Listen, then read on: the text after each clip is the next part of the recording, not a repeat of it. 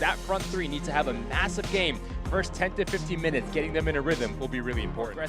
Pushing the tempo higher up the field, getting them involved early is going to be important as well for Danny Dichio going forward. That match kicked off a half an hour before ours. We'll keep you updated on the happenings there throughout the evening. And we're underway at Highmark Stadium. Glad to have you with us on ESPN Plus alongside Ricky Lopez-Espin. I'm Joe Malfa. Perrin Barnes, one of the players impacted by that Vactor injury tonight. Sample looks toward goal. It's saved by Saldaña. That was eerily similar to the goal that Gasso scored 2 really years. Expansive and really aggressive, which allows places space centrally. Bradley Sample doing a good job at just keeping this thing alive. And that's a good save from Saldaña because there is a lot of traffic in front of him. Secure hands. That's going to do. Last week, 120 minutes scoreless against Hartford. So they haven't conceded in almost a month. They haven't scored in 2.5 games running now.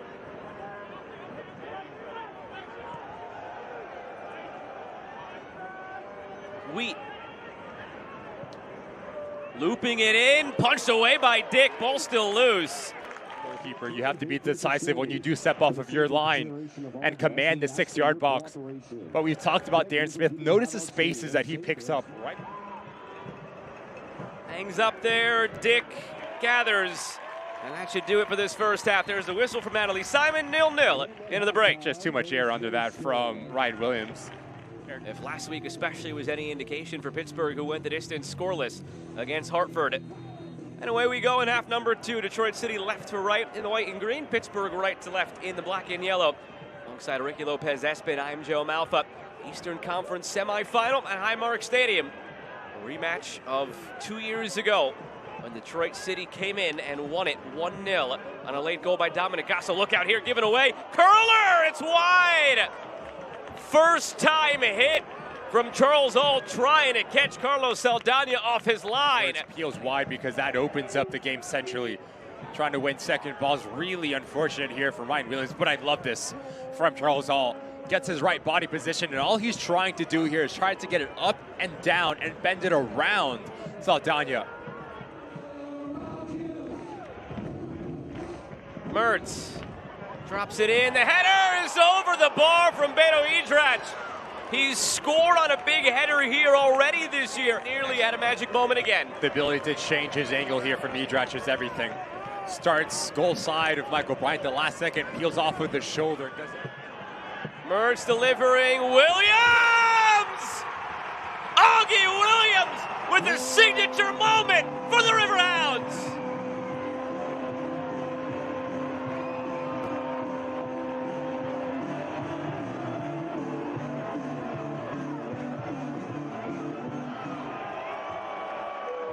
It's a dampened celebration because a foul was called behind the play. For Shane Wheat for Detroit City. The last second rotates back across in front of Michael Bryant, and that little bump, it's a foul. You do not need to engage in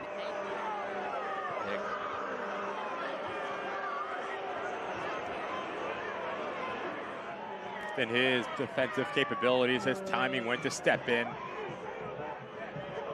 And Michael Bryant, Devon Amoo-Mensah, with the amount of pressure that they've been under, especially in this second half, done a good job in terms of their box defending.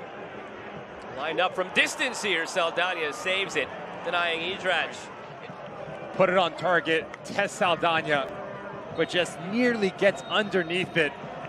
And this game has 30 more minutes for a place to play in the Eastern Conference Final against Rhode Island.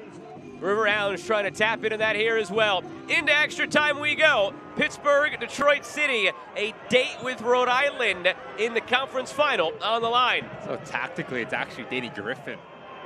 Hernandez-Foster from the corner.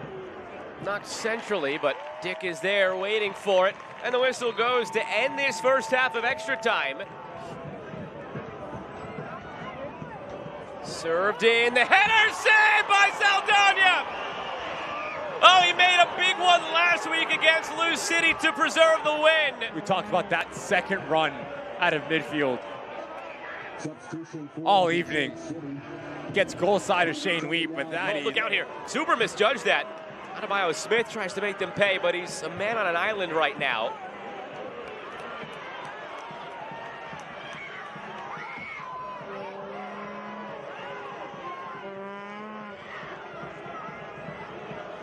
Saldaña's in no hurry. Closing seconds ticking off. And there is the full-time whistle for the second week in a row. We are scoreless at Highmark Stadium after 120. We'll take a quick break here, and when we return, need to get your team off on the right foot in the shootout. Guenzatti against Dick. Guenzatti scores. And will not crumble under pressure.